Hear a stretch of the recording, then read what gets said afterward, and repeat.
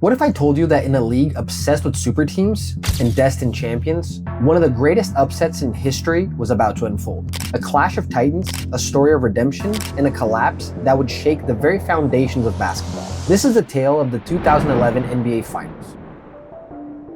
The year is 2011, Game 6 of the NBA Finals. The world held its breath. On one side, the Miami Heat, a gleaming new empire forged just a year prior when LeBron James and Chris Bosh joined Dwyane Wade. Their arrival heralded a new era, promising multiple titles and a dynasty in the making. They were basketball's modern gods, poised to claim their first crown. Take every possession like it's his last. Every minute, every second, every quarter like it's his last, man. And play Miami Heat basketball. On the other side, the Dallas Mavericks, an aging, overlooked squad led by a quiet, unconventional superstar, Dirk Nowitzki. For Dirk, this was more than just a championship series. It was a shot at redemption, a chance to rewrite a narrative etched in years of heartbreak and near misses. The Mavericks were the uninvited guests at Miami's coronation. They were the underdogs of epic proportions. The stage was set for a story few could have predicted. How did these two vastly different paths converge on this single pivotal moment? To understand 2011, we must first rewind 5 years to the 2006 NBA Finals. A young, explosive Dwyane Wade, just turned 24, led the Miami Heat against the 27-year-old Dirk Nowitzki and his Dallas Mavericks. Early on, the Mavericks had an upper hand, surging to a 2-0 series lead. Dirk, at the peak of his powers, seemed destined for his long-awaited title. But then, the flash struck. Dwyane Wade delivered a performance for the ages, averaging nearly 40 points over the next 4 games, dragging the Heat to an improbable championship. For Dirk, it was a gut punch, a championship ripped from his grasp, a dream deferred. This loss resonated deeply, a scar that would fuel him for half a decade. The fallout from 2006 cast long shadows over both franchises. Dallas, despite bouncing back with a monstrous 67-win season in 2007 and Dirk earning a league MVP, suffered an unthinkable humiliation.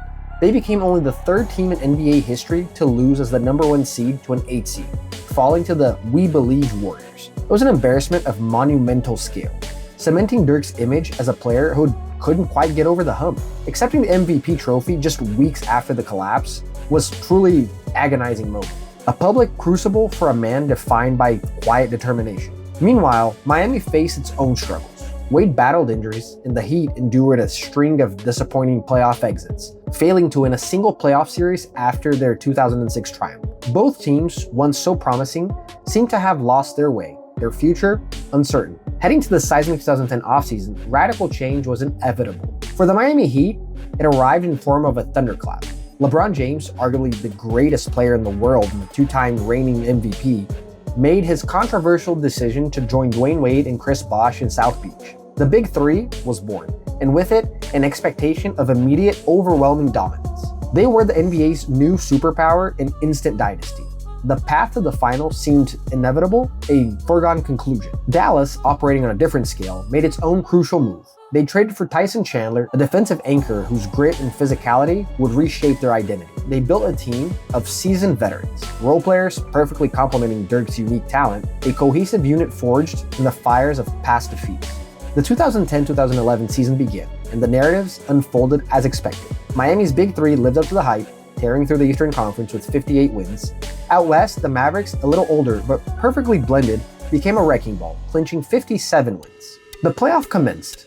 For Miami, the road to the finals was a statement. They dispatched the Philadelphia 76ers, then utterly dismantled the reigning Eastern Conference champions Boston Celtics, the original Big Three, in 5 games.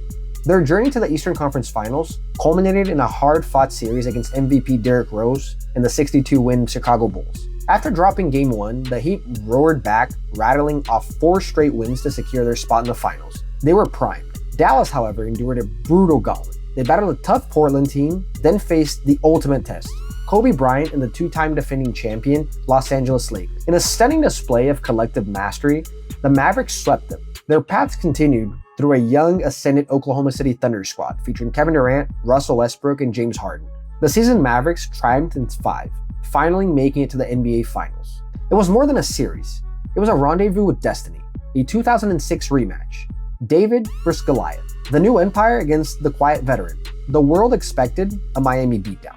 Game 1 initially unfolded as predicted. Miami asserted its dominance with LeBron and Wade, combining for an offensive explosion in the third quarter. They took a comfortable lead, seemingly settling the tone for the series. But Game 2 revealed the Mavericks' true spirit. The Heat, led by a scorching 21-point first half from Dwyane Wade, built a commanding 15-point lead in the fourth quarter. A 2-0 series lead for Miami seemed inevitable. Then, an Uno reverse card. Dallas erupted. They unleashed a blazing 15-2 run, fueled by threes and tough mid-range jumpers, cutting the deficit to 2. And with the game on the line, Dirk Nowitzki delivered a masterclass. He drove, scooped a lefty layup to tie it, then drained a monstrous 3 to take the lead. With seconds left, Miami answered, but Dirk, again, with his patent left-hand scoop, delivered a dagger. Wade's last-second shot missed. Dallas had stolen a game on the road, tying the series in one of the most improbable comebacks in finals history. Game 3 was another nail-biter. Miami, clearly angered, built another double-digit lead, only for Dallas to relentlessly chip away. Dirk, once again, was phenomenal, pouring in 15 points in the fourth quarter, showcasing his signature fadeaway, a ballet of defiance against an elite defense. Yet, it wasn't enough. With seconds left, Chris Bosh hit a crucial jumper, and Dirk's final shot at the buzzer missed. Miami survived, clinging to a 2-1 lead. Then came Game 4, a critical juncture. News broke that Dirk was battling a serious sinus infection. This was Miami's golden opportunity to seize control and go up 3-1, but a different narrative emerged. Dallas supporting cast, Chandler, Terry, Stevenson, stepped up, combining for 57 points. In the moment that would define the series, LeBron James, the undisputed best player in the world, delivered a shockingly passive performance, scoring just 8 points on abysmal shooting. His uncharacteristic lethargy opened the door. The Mavericks once again seized the moment, winning a razor-thin game to tie the series at 2-2. LeBron's struggle in this game was a glaring anomaly, a crack in Miami's seemingly impenetrable armor. The stage was set for Game 5. Prior to the game, a video surfaced of LeBron and Wade mock coughing, seemingly making light of Dirk's illness. This act of perceived disrespect ignited a fire within Nowitzki. Like many all-time greats, he thrived on such slights, and he responded. Dirk delivered a commanding 29-point performance. Crucially, he had help. Jason Terry, a seasoned guard, exploded for 8 huge points in the fourth quarter, including a monumental three-pointer right over LeBron James, effectively icing the game. The Mavericks now stood just 1 win away from an improbable championship. The coughing video had become a prophetic moment, fueling the very opponent they had underestimated. Game 6, the stakes were astronomical. For Miami, it was the brink of an all-time great collapse. For Dallas, the cusp of one of the greatest underdog series ever told. LeBron James came out firing, determined to avoid elimination. But Dirk, facing the immense pressure, struggled early, scoring 3 points in the first half. Yet, despite his struggles, the Mavericks held a 2-point halftime lead, thanks largely to the heroics of Jason Terry, who erupted for 19 points in the first half, once again proving to be Dallas' unsung weapon. In the third quarter, the sleeping giant awoke. Dirk found his rhythm, knocking down tough mid-range jumpers, adding 8 points, 5 more than his entire first half.